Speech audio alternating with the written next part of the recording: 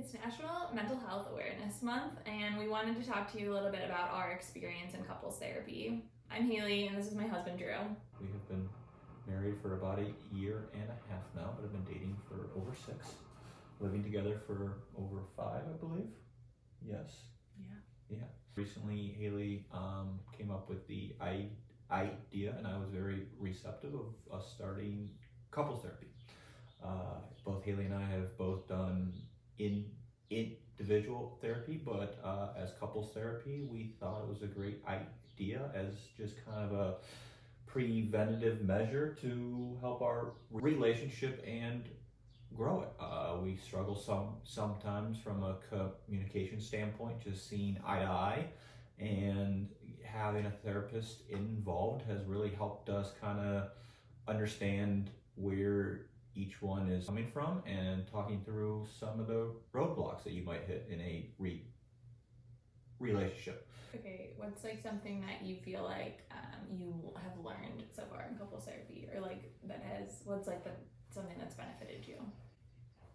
I'd say one of the things that has benefited me the most is probably me exploring my emotional vocabulary, trying to learn different words on how I feel. If you don't kind of know how to express how you're feeling, it's obviously very tough to say that, and you get frustrated. So growing and working on my vocabulary has been a big benefit of therapy so far.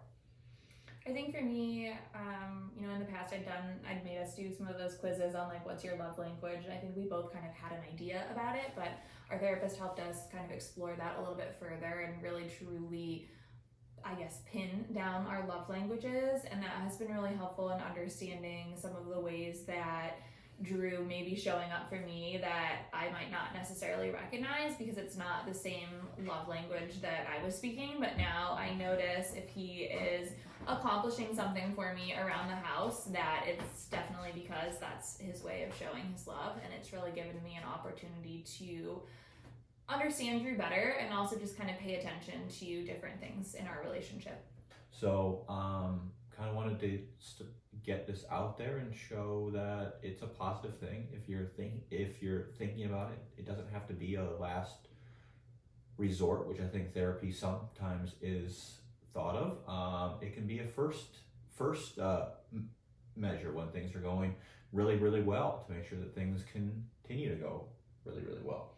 Yeah, I decided that we were so close to having our daughter, our first child, and there were just some instances where we kept having the same conversation and getting stuck, and I didn't want that to continue to happen, and I was worried about resentment building from those conversations or lack of conversation around some of those topics. So I figured starting therapy and having someone help us work through some of those conversations would be super helpful, and it has been great. We had a couple sessions before our daughter arrived, and then we've had a couple since we've had her, and it's been really great that our therapist sees us virtually, so we've been able to actually have our daughter with us during the sessions, which make it a lot easier to fit it into our daily life and our schedule.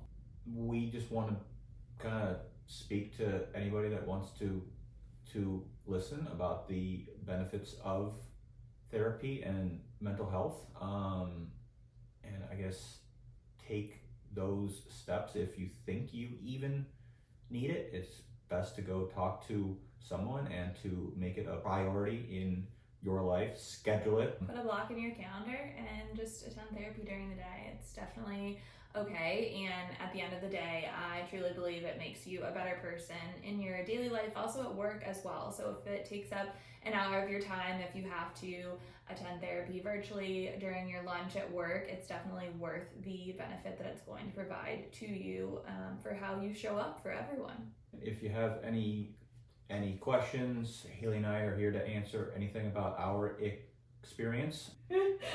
We wish you the best. great tidings.